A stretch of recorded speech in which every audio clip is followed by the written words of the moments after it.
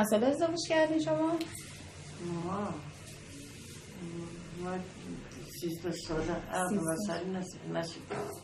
چی شده بود؟ کوچیک بودم عقد مسئله نشد. آها مسئله عقد نگه 13 سالتون بود. خب بعد چجوری شد؟ چجوری با همسرتون آشنا شدین؟ چجوری شما رو پیدا کردن؟ اینا رو برامون تعریف کنید. برو بگیم که خنده داره. نه خوبه بگین. روستا که بودم بعد ماشین اون موقع نبود که مثلا کلاس ماشین بله. بعد اینا این همی که یک دختره روستاش مادر پدرش می‌خواسته که بگیره آمد اصلا ما توی باغ بودم از بالای باغ رد می‌شدم با آمد کرایه چیز قند شکر مشهد می‌آوردم. بعد اونجا برای خوش گفته که ما هم از مادر بزرگم پول نقره یا نمیدونم چیز نموده اینجا ها دیگه چیز کرده بود همیشه قشنگ دیگه داشت. بعد این فرصت رفتارش که اینا میشناسین. شما چیکار می‌کردین؟ چی می‌زدین؟ میگم همیشه سرم درست می‌کرد همیشه پول میداد. مادر بزرگتون؟ چی مثلا سرتون می‌کرد؟ چی مثلا روسری خوش که سرتون می‌کرد؟ چی نقره‌ای گفتین؟ اینو متوجه نشدم. پول نقره بود اون مورد. خب میزد به روسریتون. سر. بعد اینا ردشن شوهر من همون موقع دیهدار بوده. سنش کم بوده ولی برای دوستاش دیهدار بود. بعد رفقش می‌پرسه که نمی‌دونی این دختری کیه نمی‌شناسم. شما رو بالای باغ تو باغ دیده آره؟ ها توی باغ دیدم. بعد که رفتن چیز آمدن از بالای باغ رد بشم اینقدر بلا بوده. گفت که خانم یک کاسه آب برای ما نمودیم. اون مادر بزرگم گفتم اینه من میگن که یک کاسه آب گفت نه گناه دارم بده به جان تو به جان دخترم یه آب بردم هنوز خیلی صد قدم مونده بود که به اونا برسم آب همجا گذاشتم گفتم بیان ببرن بعد آب مفتم به این بدتر گفته بود که بیشتر خوشش اومده بود. برای چه آبو نبردی؟ که خودشون بیامرد؟ نه از بالاتر باغ چشمه بود بالاتر باغ مجموع از اونجا راست شدن خودم هم چیز زرنگی کرد چرا اینا آب نخورد؟ اونجا آب هست چرا اینجا اومده؟ پس زرنگ هم بودین اومده. خب بعد چی شد؟ بعد اشتهی خواستگاری آمدن و رفتن و چیز کردن دیگه اشتباه کردن. چند ساله بودن آقاتون موقع؟ او مثلا 7 سال کار بزرگتر 7 سال ها 20 ساله اینا بودن. دیدار بود. ایشون چجوری بود خانوادهشون؟ مثلا ایشون مثل شما مثلا خانوادهشون وضع مالیشون خوب بود و مثلا خانوادهش 6 تا برادر بودن یک خواهر 6 تا برادر بودن یک خواهرش من همسن بودم. آها با شما همسن بودن. الانم که الان اویم هست منم اصلا مثلا خواهر شوهری نه حساب نبود این تا خواهر بود. چه خوب شده بودن. شما خواهرم که نداشتین؟ نه یک وقت مامان همه دختری که اول می‌خواستن برای ما حاصل نبود. خب بعد با من یکی بود و با من خواهر بود دیگه. همیشه از برای ما مثلا چیز می‌کرد. مامانشون خیلی راضی به شما نبودن ها اولش؟ یعنی که یک دختر یکی دیگه ارزینه. خب بعد پس اومدن خواستگاری خونه مام بزرگتون رو؟ نه دیگه برادرای اندر اونم بودن. بعد شما نظرتون شما ملاکاتون برای ازدواج چی بود 13 ساله؟ میگم چی فکر می‌کردین در ازدواج؟ اصلا فکر نمی‌کردم. مثلا به ازدواج فکر نمی‌کردین؟ ولی نصیب هیچ وقت به ازدواج فکر نکردین تو سنا که مثلا شوهرم چه شکلی باشه چطوری باشه؟ نه عقلم نکشید. میگم بردن که مزار عقد رسمی نشدم. عقد رسمی که نشدم خدا بیامرزه از شوهر. اینقدر خوب بود اینقدر برای ما مادر و پدر بود. چرا خوب؟ همه آخر ساله یک خانه همه کلت پلی واقعا نداری یک زمین گرفت یک خانه درست کرد مزاره هیچ به من هم نگفت اسم من کرد. که همون ساله یا همه آخر میگم اون موقع که اون دون چیزا میریه برام نوشته بودن 100 تومن تک تومنی 100 تومن اون موقع 100 تومن تک تومنی خیلی بوده دیگه اون موقع. خدا بیامرزه اینجا دیگه. بعد پس اصلا به این چیزا فکر نکرده بودیم که مثلا شوهرم مؤمن باشه یا مثلا وقتی اومد خواستگاری اصلا این چیزا براتون مهم بود که مثلا مؤمن باشه نباشه؟ مؤمن اونا هم خانواده‌شون مذهبی بودن آره؟ بعد حجاب داشتن مادرش و خواهرش اون موقع؟ بله. ولی همیشه هم خواهرشوهرم الان هم هست. ما سکن 2 تا خواهر. چقدر خوب همسن هم که بودین؟ همسن. رابطتون پس با خواهرشوهرتون خیلی خوب؟ خیلی خوب. پدرشوهرم که از این بر پرسیده بود که گفته بودن که قحطی آمد پدر همه خانم اونا میشناختن. ما رفتم همیشه برای ما اصغر گندم بزن پدر من نگفت. به قبر پدر شما اینطور؟ بعد پدر شوهرم خیلی دوست داشت. خانواده شما رو دوست داشتن. بعد عروسیتون رو تو همون روسته خودتون گرفتین؟ همین روستای یا روسته آقاتون؟ روسته آقاتون؟ چجوری بود مراسماتون مثلا شام چی میدادین؟ شام بود؟ نهار بود؟ چی بود؟ دیگه برای پول جمع کردن اینقدر عروسیت چیزی میگرفتن که پولم جمع میشد؟ بابا اونایی که داده بودم خود میدادن دیگه رسم. چی بود مثلا مراسمتون؟ مثلا چیکار میکردین؟ مثلا نمیدونم رقص و پایه‌کوبی و کسی مثلا دعوت کنین بیاد مثلا از این چیزا بود؟ من یک جور بودم نمیدونم چجوری بود گوسفنددار بودم جمع شدم دور گوسفنددار مثلا یک نفر مخواندم چیز مخواندم من گریه میکردم همه برای این چیزم گریه میکردم کلا خیلی زود گریه‌تون گرفت قلبم شکست به خاطر پدر مادر. بعد پدرشوهرتون چی کاره بودن؟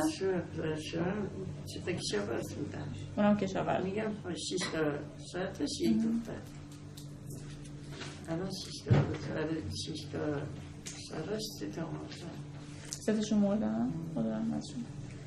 خب بعد مادر شوهرتون چی؟ ایشون خانه‌دار بودن؟ خانه‌دار. گوسفند داشتن. پس شوهرتون خودشون شما رو دید و پسندید و اون زمانا ولی خب خدا بیامرزد تا آخرش دیگه مثلا اینکه مادر چیزی نمیتونست برای من یک حرفی بگم انقدر دوستتون داشت. پس زندگی خیلی پر از عشق و محبتی داشتید آره؟ خواهرم که هنوز هم اونا چیز از ما دور دوسته همونجا هنوز؟ کلات؟ همونجا پس الان خانواده شوهرتون هم کلات. بعد خب اخلاق شوهرتون چجوری بود؟ از اخلاقش برامون بگین. حالا خیلی ازشون تعریف میکنید. حالا اخلاقش هم خیلی نه اخلاقش میگم که خوب بود. من غریب بودم کسی نبودم به شوهرم اونقدر محبت میکرد مثل پدر و مادر براتون محبت میکرد. خب بعد تحصیلاتشون چی بود؟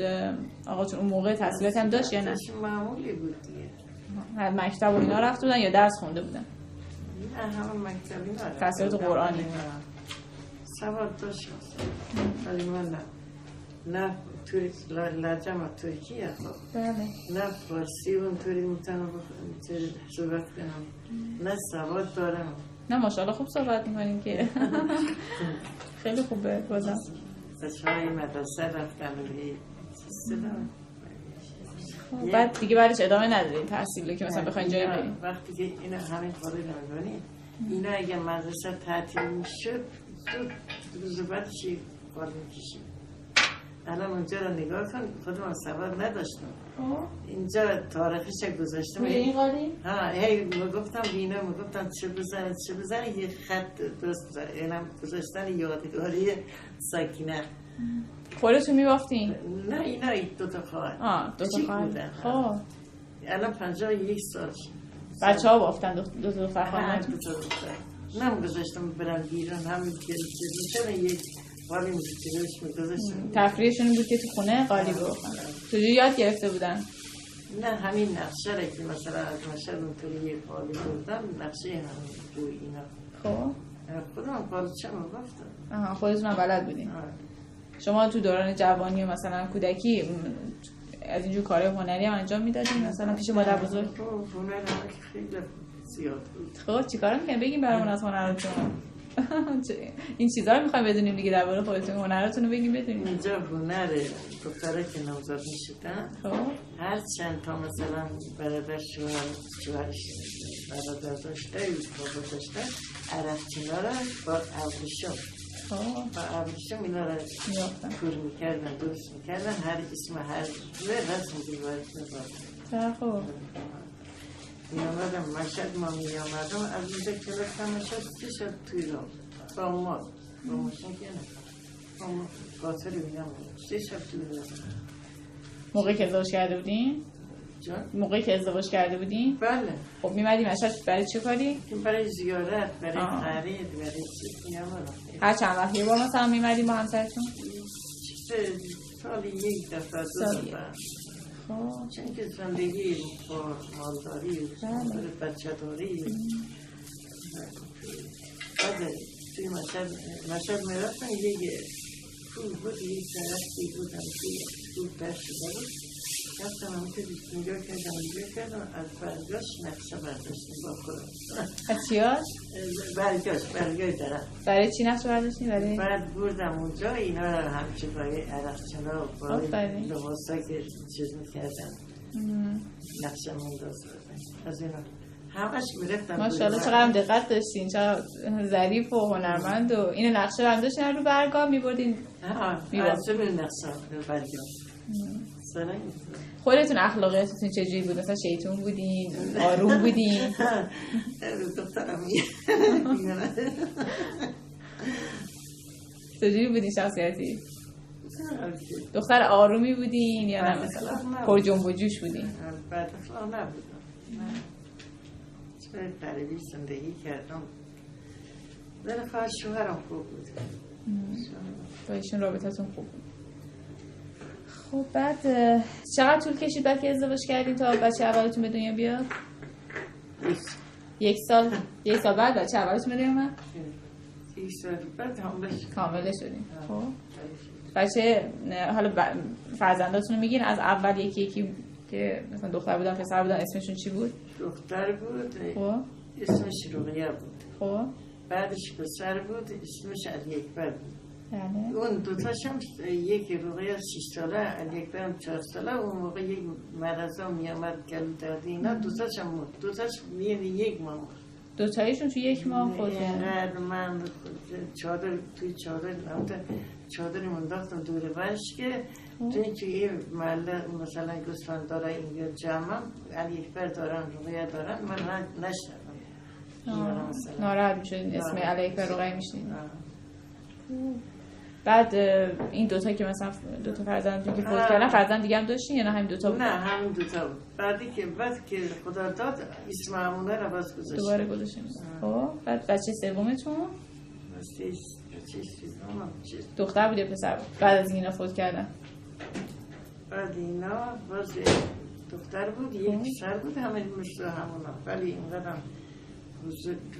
چیز بودن دورش بودم که مخشن می آمدم میگفتن اینا را چیکار کردی اینقدر اینا خوشگل شدن؟ چیکار میکردی اینقدر خوشگل میشدن؟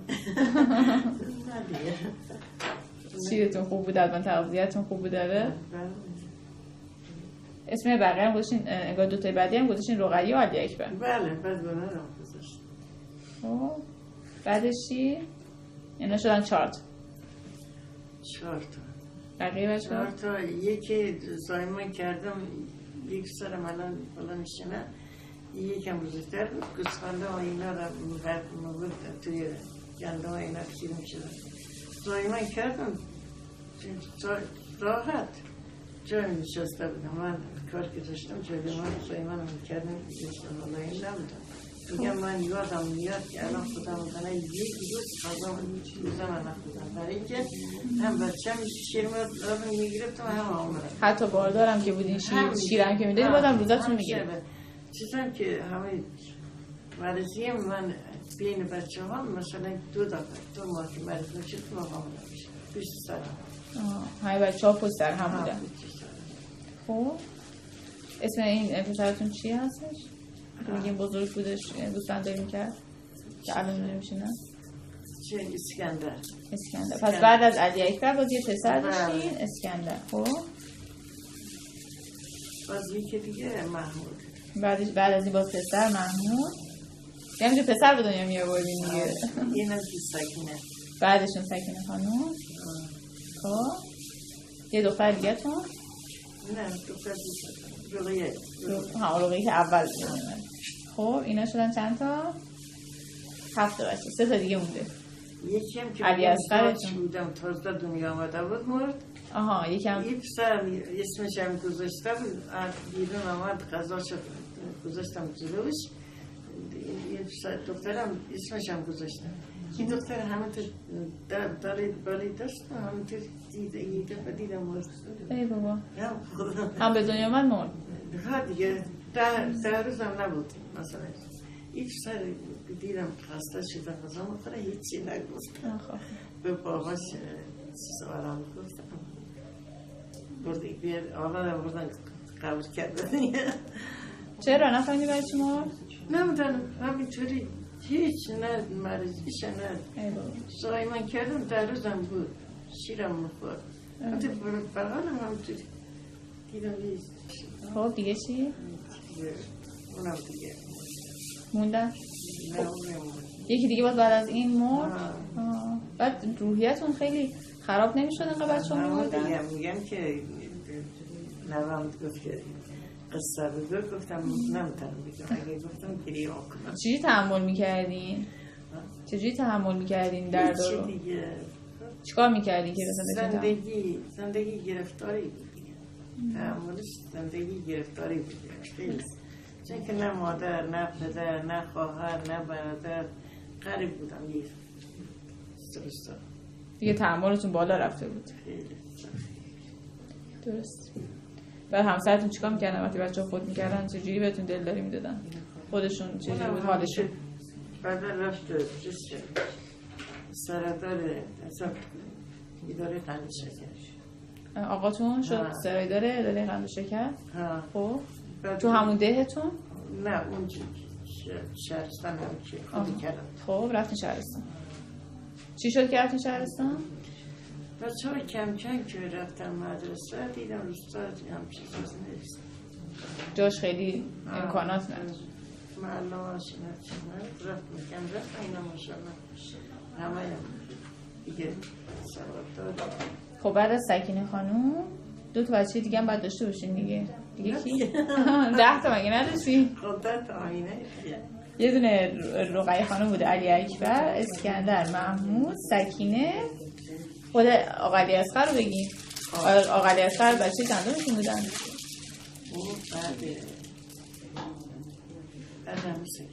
بعد از سکینه آقا علی اصغر بودن. بعد بچه آخر بودن؟ دیگه بعد از اون بچه دیگه نداشتین؟ نه چرا دیگه احمد بعد از اون میگم باید 2 تا دیگه هم باشن دیگه. بله بعد از هاش خانم اسکندره. بعد از اسکندر احمد. بعد از قبل از اسکندر کی بودن؟ اول علی اکبر. خب بعد رقیه. بله. بعد سکینه. خب بعد اسکندر.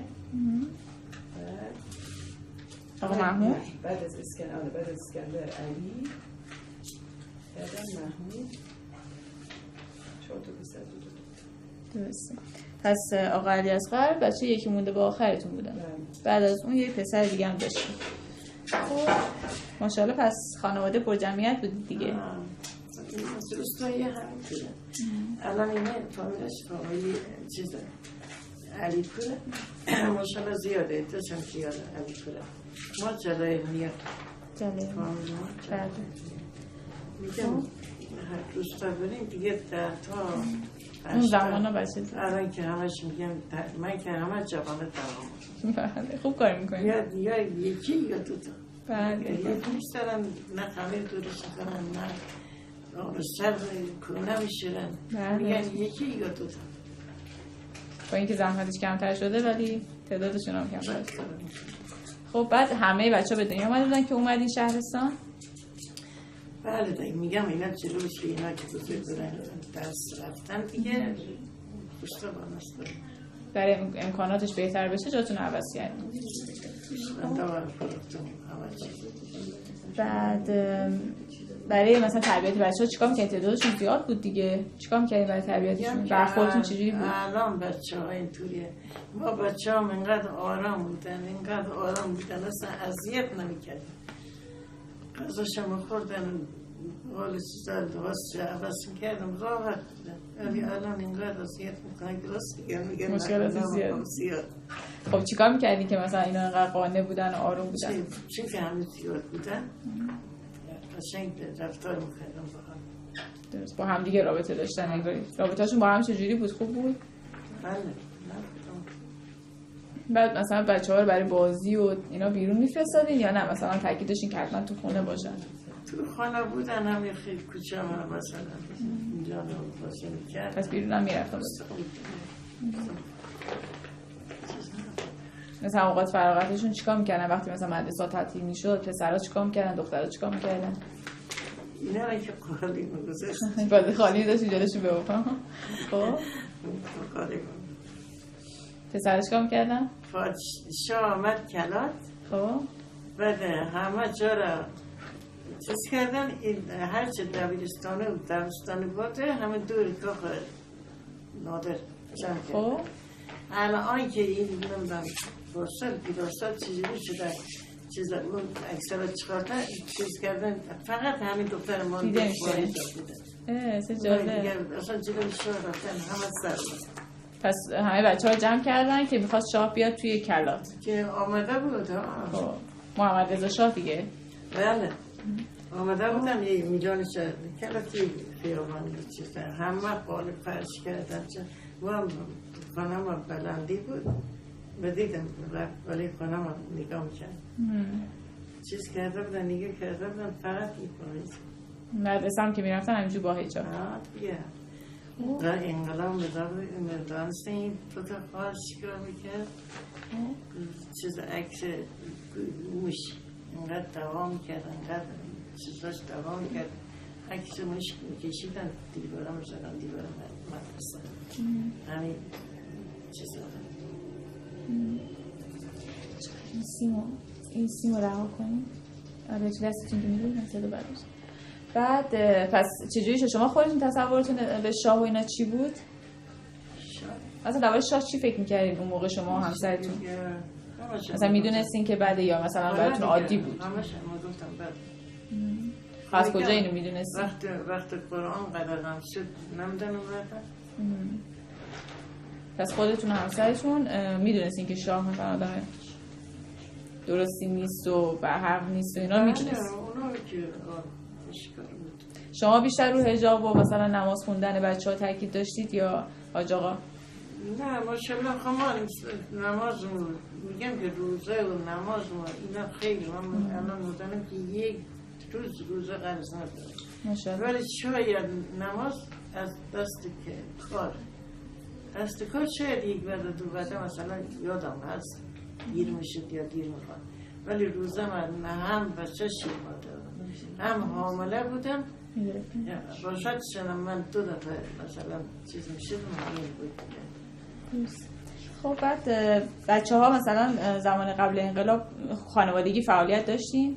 برای مثلا برای تو این فعالیت راهپیمایی ها و نمیدونم فعالیت ضد شاه و همون خودش کشته بود همون شهید شد اینا خودشون کشته بودن فعالیت داشتن اون موقع مدرسه‌ای بودن دیگه بله در مدرسه‌ای بودن که اینقدر همون چیزا مدرسه های اینا چیز میکردن چرا شما اینطوری بودن همون شهید میامد از مشهد عکس میامد مسجد میزد دعوا میکرد کارا میکردن عکس چیو؟ عکس چیزا همونه که بد بودن اونا که عکس میبودن اینا پاره میکرد بعد تو بچه ها مثلا تو مسجد جایی مثلا بود که رفت آمد دائمی داشته باشن؟ بچه هاتون بچه ها من میرفتم خدا بیامه ساجابه که یک چیز مسجد نزدیک ما بود همه چی کارش الکتریکی داشت مغازه همه کارش انجام داد کمی کسی رو مسجد حاج آقاتون بعد حاج آقا امام زمان مسجدی امام زمان او را خراب کردن مصلی درست کردن مصلی درست کردن خودم هم در عملیات تو این کار کرد درسته خیلیتون بده. پس با مسجد شدیداً در ارتباط بودین، یعنی حاج آقا به بچه‌ها هم اونجا رفت آمد داشتن؟ بعد سالات انقلابشون پس تو همون کلاس بود دیگه، هنوز مشهد که نیومده بودید دیگه؟ نه می اومدن مشهد مثلا؟ نه اونجا می اومدن بعد کارمند شدن چیز شدن وانستادن کلاس. خب